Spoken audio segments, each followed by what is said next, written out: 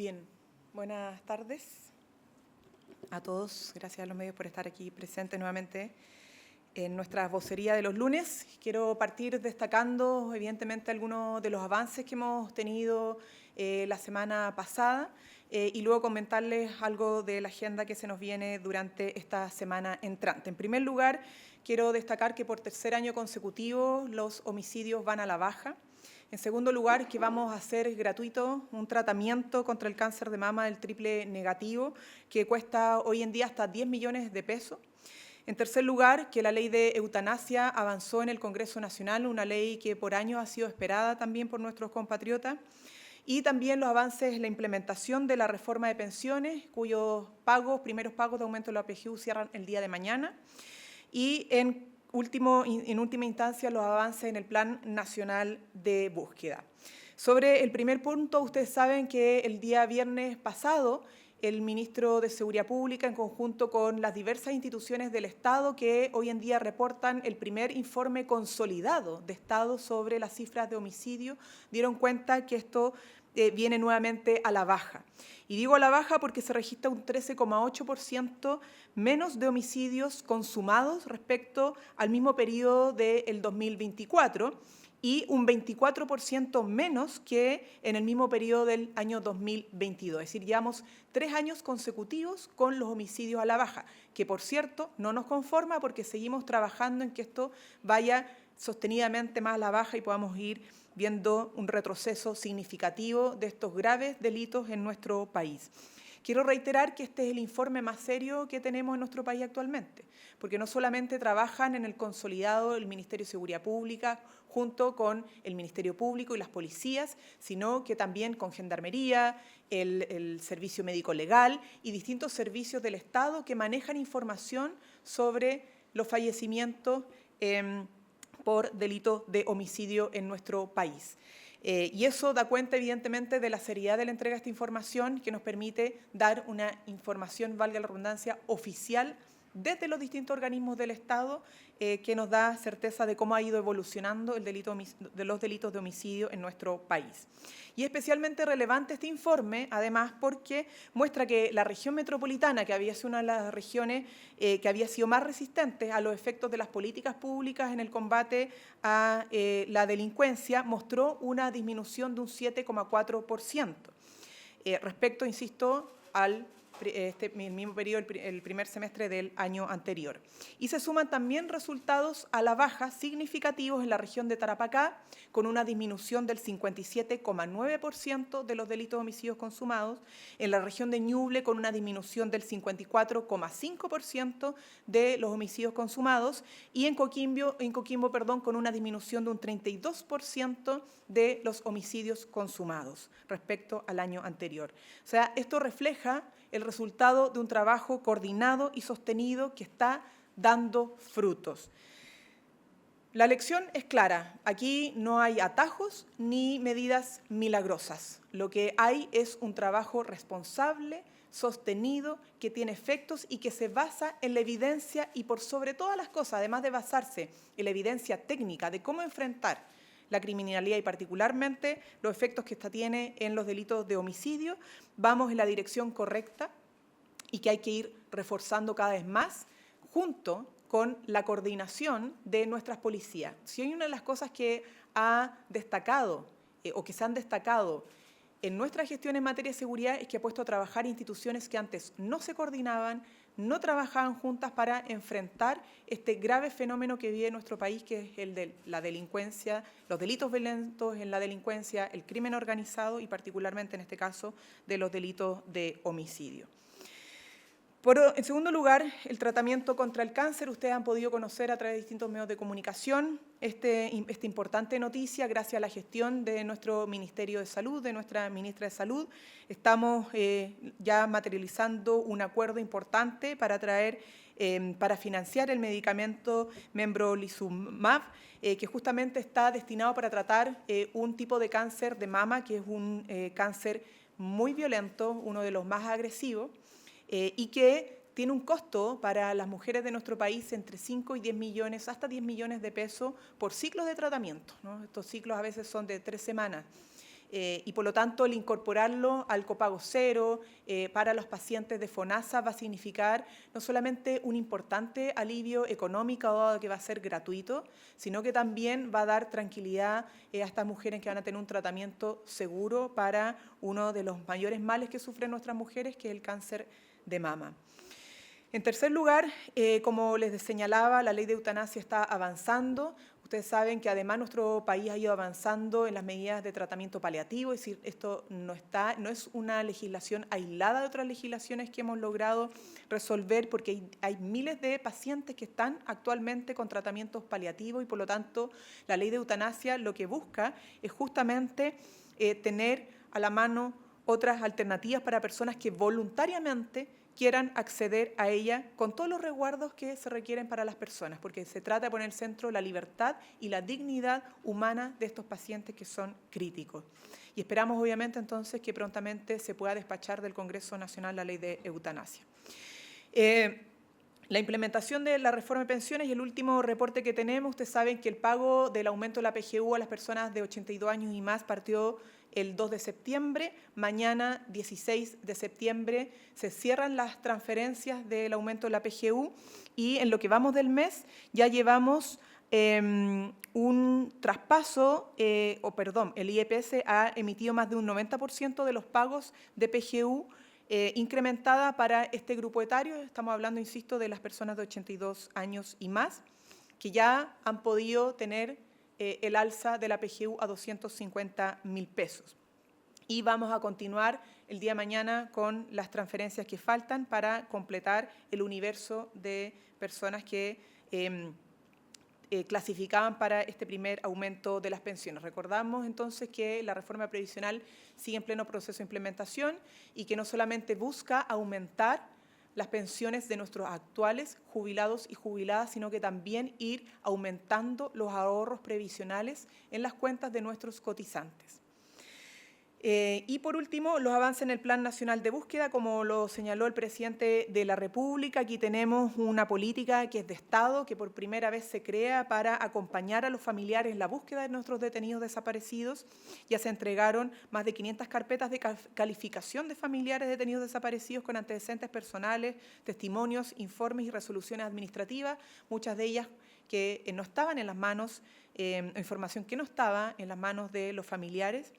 Hemos declarado más de 25 nuevos sitios de memoria y también publicamos la primera nómina oficial de 1.469 víctimas de desaparición forzada con más de 100 diligencias en terreno y esperamos que el día de hoy podamos despachar de la sala del Senado el proyecto que va a introducir por primera vez la calificación jurídica de ausente por desaparición forzada, que es algo que venían pidiendo hace mucho tiempo las agrupaciones de derechos humanos y particularmente de familiares de detenidos desaparecidos y ejecutados políticos en nuestro país. ¿Por qué esperamos que hoy día se despache? Porque cuenta con urgencia de discusión inmediata, entonces esperamos justamente que el día de hoy tener esta buena noticia que viene a reforzar el Plan Nacional de Búsqueda y la agenda en pos de defensa de la democracia, de la memoria y de la reparación de las graves heridas y consecuencias que dejó la dictadura civil y militar en nuestro país.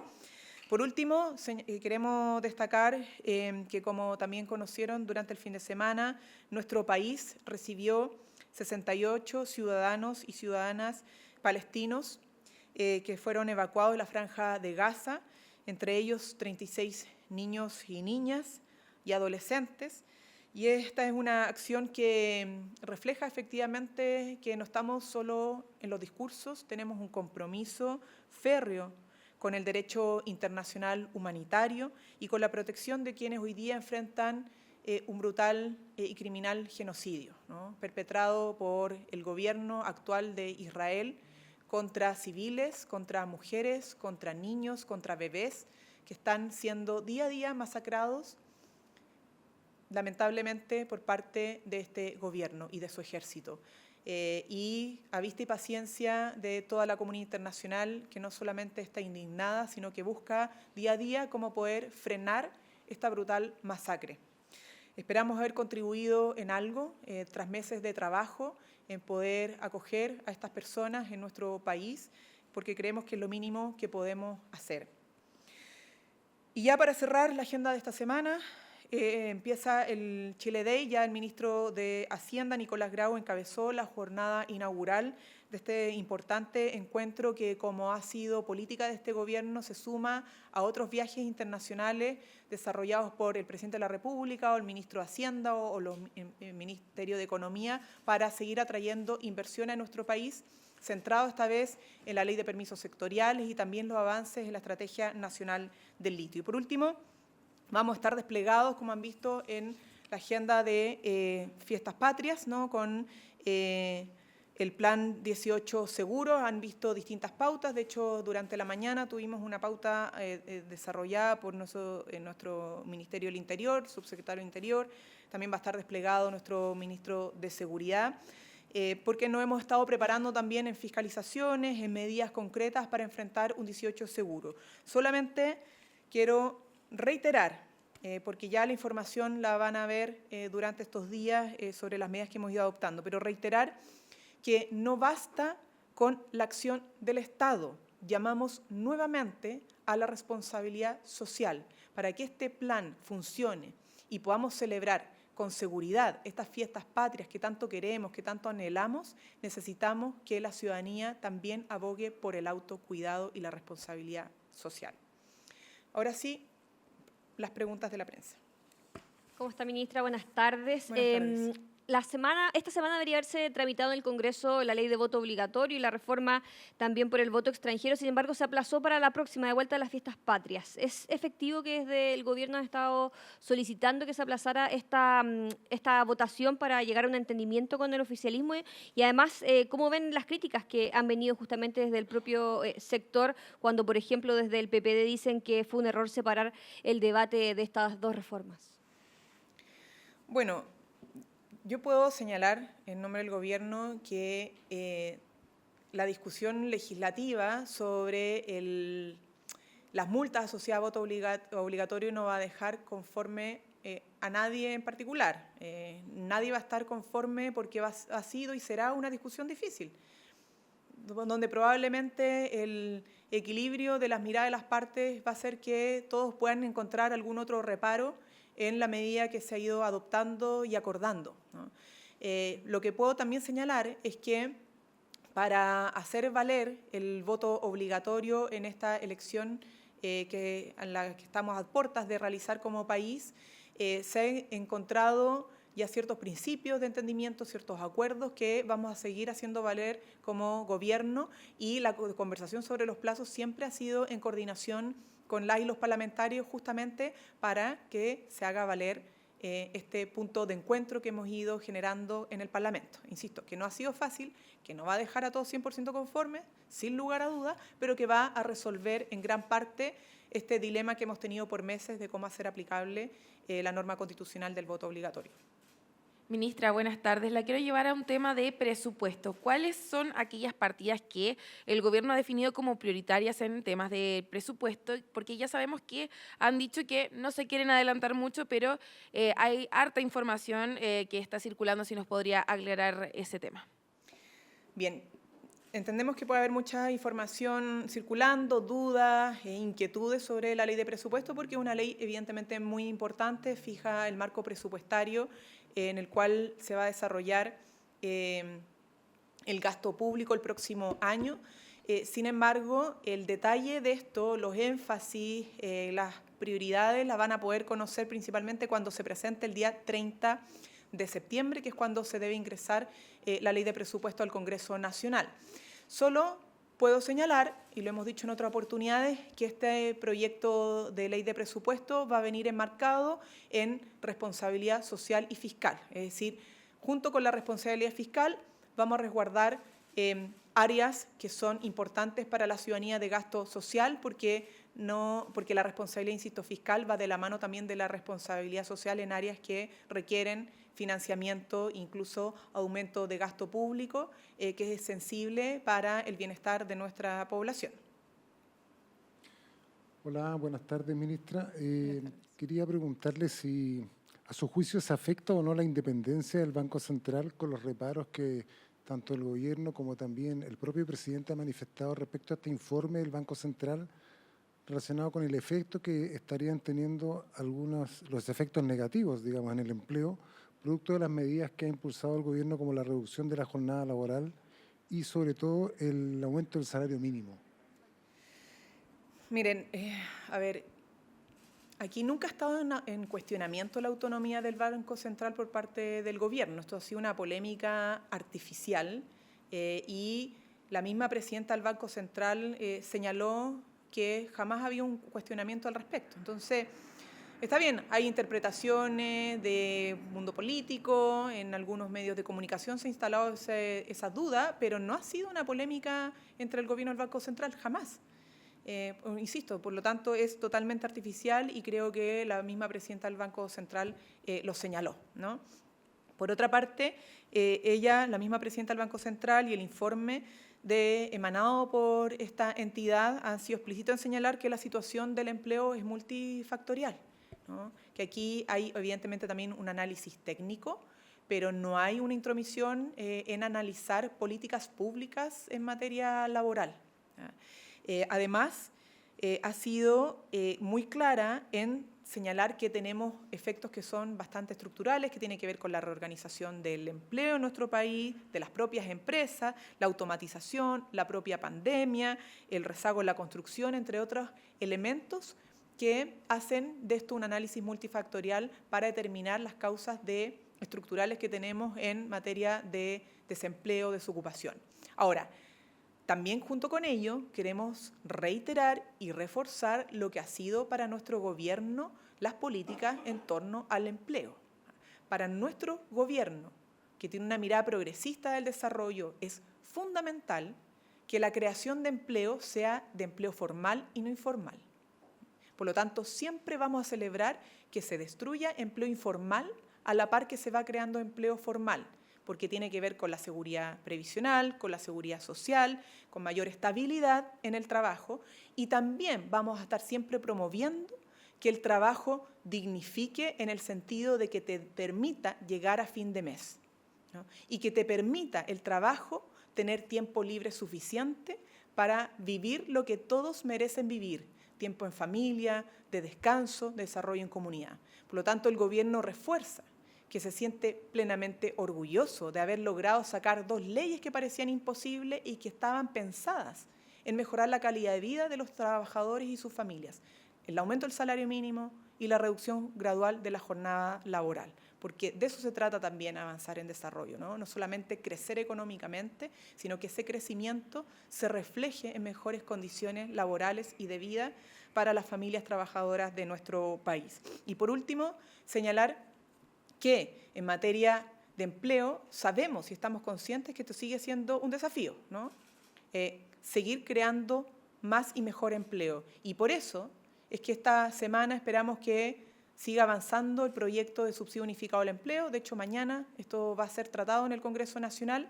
Y también el proyecto de Sala Cuna para Chile, ¿no? Porque esos 2 proyectos, muy bien saben los expertos, van a contribuir significativamente a mejorar la inserción laboral de los jóvenes y las mujeres en nuestro país. Así que tenemos una agenda robusta para seguir apuntalando la creación de empleo formal digno para hombres, mujeres y jóvenes en Chile.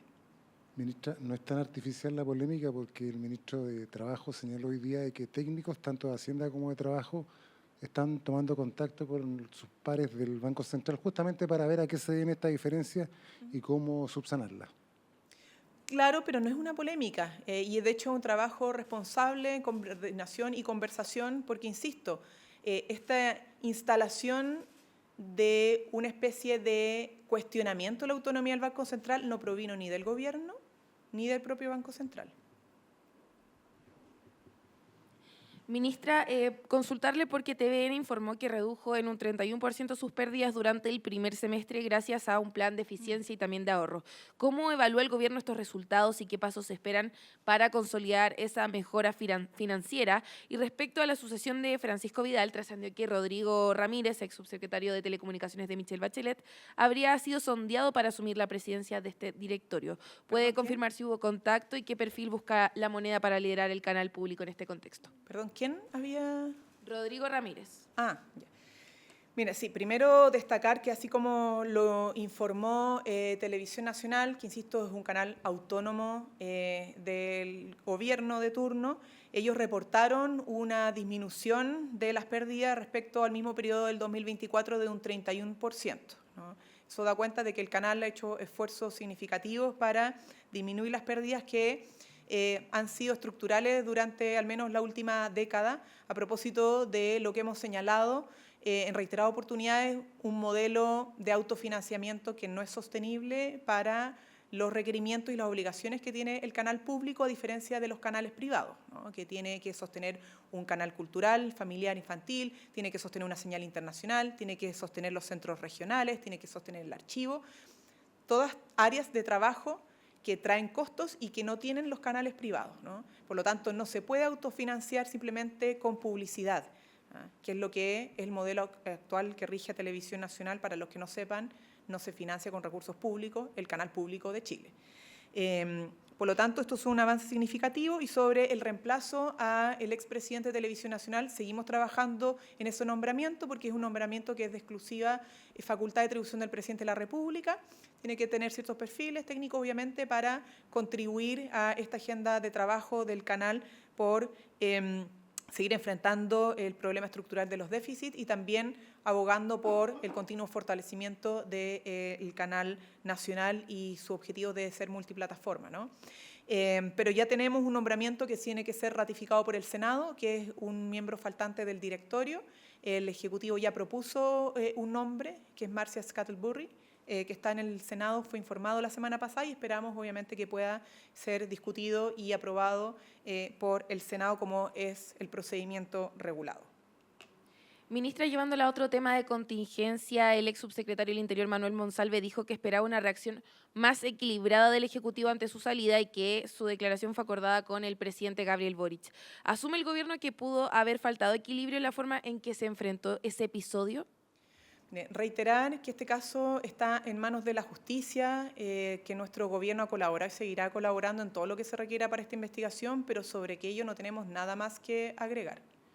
Sí, le preguntamos más bien por la crítica política que hace el ex subsecretario al manejo del gobierno. Insisto, esto está en manos de la justicia y nosotros no tenemos nada más que agregar al respecto. Ministra, en esa misma línea, usted dijo en una entrevista en noviembre del año pasado que el gobierno tiene una evaluación crítica de la vocería que dio el ex subsecretario Monsalve desde La Moneda cuando él argumenta su inocencia.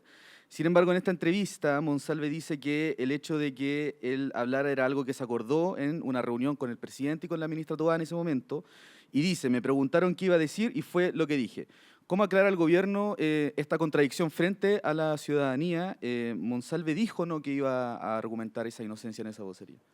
Mire, todo lo que se ha preguntado por parte de usted en este momento ya nos referimos en su oportunidad. E insisto, esto está exclusivamente en manos de la justicia, nosotros no vamos a agregar nada más al respecto. Vamos a seguir colaborando como lo hemos hecho ante los requerimientos de la justicia al respecto, pero no tenemos nada más que agregar y menos polemizar. No polemizar, sino aclarar finalmente esta contradicción que queda descubierta ahora. Sobre eso nos referimos en su oportunidad varias veces. Y lo último en este caso, ministra, en su momento se comprometió un protocolo para enfrentar denuncias de este tipo. ¿En qué va ese protocolo? ¿Si se presentó? ¿Si ya está operando? ¿Si se ha activado también? Mire, nosotros tenemos distintos protocolos para aquello. Esto estuvo en manos del Ministerio del Interior y efectivamente es algo en lo que se ha estado trabajando de manera seria y rigurosa, justamente porque son cosas que no estaban previamente definidas ni advertidas, y es algo, insisto, que lleva el Ministerio del Interior. Y cualquier avance le vamos a comunicar sobre aquello. Hola, ministra, ¿cómo está? Ministra, en el Partido Comunista no descartan ir a la Corte Interamericana de Derechos Humanos para apelar por el caso de Daniel Jadue, que finalmente queda fuera del padrón electoral y fuera de la papeleta. ¿En el gobierno comparten esta decisión o creen que se debería acoger más bien a lo decidido por el Tribunal Electoral? ¿Como oficialismo creen que fue un error que haya sido candidato finalmente? Como ejecutivo no nos corresponde evaluar las decisiones que puedan adoptar los partidos en torno a cuestionamientos o sentencias de tribunales en casos que involucran a distintas listas, candidatos o candidatas a distintas listas parlamentarias, ¿no? Y por lo tanto, siendo respetuoso de la separación de poderes y de la sentencia, y respetuoso también de las decisiones que tomen los partidos o candidatos involucrados, al Ejecutivo no le corresponde pronunciarse sobre aquello.